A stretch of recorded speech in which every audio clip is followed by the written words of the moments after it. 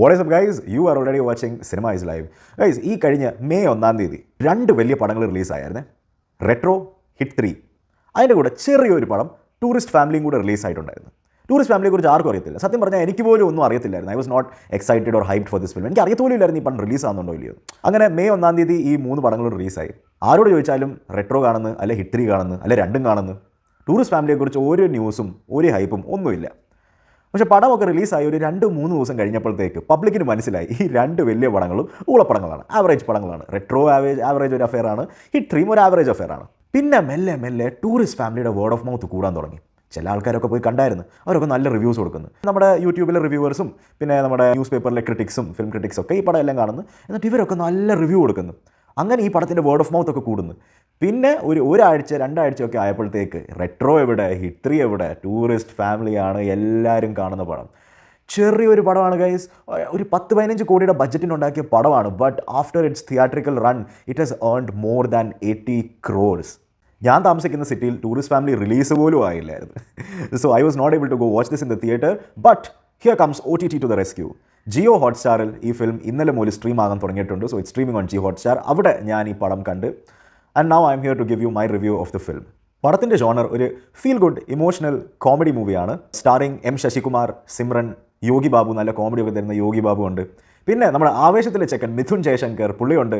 പിന്നെ ഒരു അടിപൊളി ഒരു ചെക്കനുണ്ട് ഈ പടത്തിൻ്റെ അകത്ത്, മാസ്റ്റർ കമലേഷ്. എൻ്റെ ദൈവമേ, ആ ചെക്കനാണെങ്കിൽ മുത്താണ്. അപ്പോൾ ഈ പടത്തിൻ്റെ സ്റ്റോറി എന്താണെന്ന് വെച്ചാൽ, ഒരു ഫാമിലിയാണ്, അച്ഛനും അമ്മയും 2 ആമ്പിള്ളേരും ഉള്ള ഒരു ഫാമിലിയാണ്. ഇവർ ശ്രീലങ്കൻ തമിഴ്സാണ്. അപ്പോൾ ഇവർ ശ്രീലങ്ക എന്ന് ഇല്ലീഗലി ബോർഡറൊക്കെ ക്രോസ് ചെയ്ത് ഇന്ത്യയിൽ വരുന്ന ഒരു ബെറ്റർ ജീവിതത്തിന് വേണ്ടി. അപ്പോൾ എങ്ങനെ ഇവർ ഇന്ത്യയിൽ ഇവരെ സഹിക്കാൻ യോഗി ബാബു ഉണ്ട്. അപ്പോൾ എങ്ങനെ ഇവർ ഇന്ത്യയിൽ വന്ന് സെറ്റിലാകുന്നത്, ഇല്ലീഗലിയാണ്. അപ്പം പോലീസിൻ്റെ ഒക്കെ കണ്ണുവെട്ടി എങ്ങനെ സെറ്റിലാകുന്നത്, പിന്നെ ആൾക്കാരുടെ കൂടെ ഒക്കെ എങ്ങനെ ബ്ലെൻഡ് ആകുന്നത്. അപ്പം ഇവർ പറയുന്ന തമിഴിന് ഒരു ശ്രീലങ്കൻ ഡയലക്റ്റ് ഉണ്ട്. അപ്പം ആൾക്കാർക്കൊന്നും അറിയത്തില്ല ഇവർ ശ്രീലങ്കയിൽ നിന്ന് ഇല്ലീഗലി വന്ന ആൾക്കാരൊക്കെയാണ്. ഇവർ പറഞ്ഞേക്കുന്നത് നമ്മൾ മലയാളികളാണെന്നാണ്. അപ്പോൾ എങ്ങനെ ഇവർ ആൾക്കാരുടെ ഇടയ്ക്ക് ജെല്ലാകുന്നത്, പിന്നെ അവരുടെ കൂടെ എങ്ങനെ ഇവരുടെ റിലേഷൻഷിപ്സ്, ഇവരുടെ സ്വന്തം ഫാമിലിയുടെ പ്രോബ്ലംസും റിലേഷൻഷിപ്സ്, അതൊക്കെയാണ് ഈ ഓവറോൾ മൂവിയുടെ സ്റ്റോറി. ഇനി പടത്തിൻ്റെ റിവ്യൂലേക്ക്. ഒരു ക്യൂട്ട് പടം, നല്ലൊരു ഫീൽ ഗുഡ് ക്യൂട്ട് പടം. പടത്തിൻ്റെ അകത്ത് കുറേ ഫീൽ ഗുഡ് ആസ്പെക്ട്സ് ഉണ്ട്. Feel good aspects in the sense ഒരു ഫാമിലിയെക്കുറിച്ചാണ് ഞാൻ പറഞ്ഞില്ലേ. അപ്പോൾ ആ ഫാമിലിയുടെ ഇൻറ്റേർണലായിട്ടുള്ള കുറേ ആസ്പെക്ട്സ്, അച്ഛനും അമ്മയുടെയും പിള്ളേരുടെയും റിലേഷൻഷിപ്സ്, ഒരു മകൻ്റെയും അച്ഛൻ്റെയും റിലേഷൻഷിപ്സ്, പിന്നെ അതിൻ്റെ കൂടെ ഇവർ താമസിക്കുന്ന ഒരു റെസിഡൻഷ്യൽ കോളനിയിലാണ്. അപ്പോൾ ആ കോളനിക്കകത്ത് ഓരോരോ വീട്ടുകാരും ഈ മൂവിക്കകത്ത് ഒരു സെപ്പറേറ്റ് ക്യാരക്ടറായിട്ട് ഇവർ കാണിച്ചേക്കുന്നുണ്ട്. അപ്പോൾ എങ്ങനെ this family interacts with each and every resident of that colony.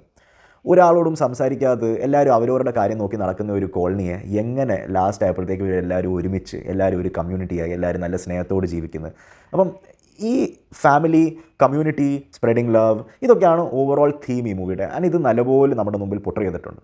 The good thing about this film is ഇതിൻ്റെ അകത്ത് ഫാമിലിയുടെ സ്റ്റോറി മാത്രമല്ല, പക്ഷേ ഞാൻ പറഞ്ഞില്ലേ കോളനി താമസിക്കുന്ന ഓരോരോ ഫാമിലി ഈ മൂവിക്കകത്ത് വേറെ ഒരു ക്യാരക്ടറാണ്. അപ്പം കുറേ ചെറിയ ചെറിയ ചെറിയ ചെറിയ സ്റ്റോറീസ് ഉണ്ട് ഈ മൂവിക്കകത്ത്. അപ്പോൾ എങ്ങനെ ഈ ചെറിയ ചെറിയ സ്റ്റോറീസും ഈ ഫാമിലിയുടെ സ്റ്റോറിയും ഇതെല്ലാം കൂടെ ലാസ്റ്റ് ആകുമ്പോഴത്തേക്ക് ഒരുമിച്ച് ഒരു കംപ്ലീറ്റ് സ്റ്റോറിയായി മാറുന്നു. And that was A very nice sort of like എന്താ പറയുന്ന ഒരു feel good experience for all of us. അതിൻ്റെ കൂടെ ഈ പടത്തിൻ്റെ അകത്ത് നല്ല കോമഡി ഉണ്ട്. എസ്പെഷ്യലി ഞാൻ പറഞ്ഞില്ലേ മാസ്റ്റർ കമലേഷ് എന്ന് പറഞ്ഞൊരു ചെറിയ ചെക്കനുണ്ട്. അയ്യോ, പുള്ളിക്കാരൻ ചെയ്യുന്ന കോമഡിയൊക്കെ എന്ന് വെച്ചാൽ പുള്ളിയുടെ ഡാൻസും പുള്ളിയുടെ ഡയലോഗും ഒക്കെ കേട്ട് ചിരിച്ച് വേറെ ലെവലാണ്. അതിൻ്റെ കൂടെ എല്ലാവരും നല്ലപോലെ ആക്ടിങ് ചെയ്യുന്നുണ്ട് ഈ മൂവിക്കകത്ത്.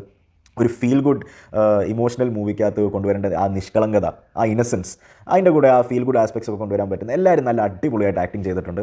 അങ്ങനെ ഓവറോൾ ഒരു ഫീൽ ഗുഡ്, ഒരു ഹാപ്പി, ഒരു നല്ല ഒരു വൈബ് തരുന്ന ഒരു മൂവിയാണ്. ഞാൻ പറഞ്ഞില്ല ഈ പടം ഭയങ്കര ഫേമസ് ആയ എന്താണെന്ന് വെച്ചാൽ, ഒരു വശത്ത് ഭയങ്കര മാസ് പടങ്ങൾ, ഒരു വശത്ത് വയലൻസ് നിറഞ്ഞ പടങ്ങൾ, ഭയങ്കര ഇപ്പം ഈ കാലഘട്ടത്തിൽ ഇറങ്ങുന്ന പടങ്ങളൊക്കെ എന്ന് വെച്ചാൽ ഹൈ ഇൻറ്റൻസിറ്റി മൂവീസാണ്. അതിൻ്റെ ഇടയ്ക്ക് ഒരു ചെറിയൊരു ഫീൽ ഗുഡ്, നല്ല സന്തോഷമൊക്കെ തരുന്ന, ഫാമിലിയോട് പോയി കണ്ട് എൻജോയ് ചെയ്യാൻ പറ്റുന്ന ഒരു ലേഡ് ബാക്ക് മൂവി വന്നപ്പോഴത്തേക്ക് അത് ആൾക്കാർ അക്സെപ്റ്റ് ചെയ്ത്. And that's the strength about this film. അതിൻ്റെ കൂടെ തന്നെ ഞാൻ പറഞ്ഞില്ല ഇമോഷണൽ സീക്വൻസസ് ഒക്കെ ഉണ്ട്, പക്ഷെ ഒന്നും ഓവറായിട്ടില്ല. ചെറിയൊരു ഇമോഷണൽ സീൻ വന്നു കഴിഞ്ഞാൽ അത് കഴിഞ്ഞ് നല്ലൊരു കോമഡി സീനും ഉണ്ട്. പിന്നെ അത് കഴിഞ്ഞ് പിന്നെ ഇമോഷണൽ സീക്വൻസസ് ഒക്കെ ഉണ്ട്. പിന്നെ അതിനെ ബ്രേക്ക് ചെയ്യാൻ വേണ്ടി നല്ല കോമഡിയും കൂടെ ഉണ്ട്. അപ്പോൾ ആ ബാലൻസ് പുള്ളി നല്ലപോലെ മെയിൻറ്റെയിൻ ചെയ്തിട്ടുണ്ട്. ബിക്കോസ് ഓഫ് വിച്ച് എല്ലാവരും ഇങ്ങനെ ഓവറായിട്ട് കരയത്തുമില്ല, കണ്ണൊക്കെ നിറയും, പക്ഷേ അത് കഴിഞ്ഞ് നല്ലൊരു ചിരിക്കും, പിന്നെയും കണ്ണ് നിറയും, പിന്നെയും ചിരിക്കും. അപ്പോൾ ഞാൻ പറഞ്ഞില്ലേ ഈ ബാലൻസ് നല്ല അടിപൊളിയായിട്ട് ഈ ഡയറക്ടർ കൊണ്ടുവന്നിട്ടുണ്ട് ഈ മൂവിക്കകത്ത്. It's a well written, well directed film.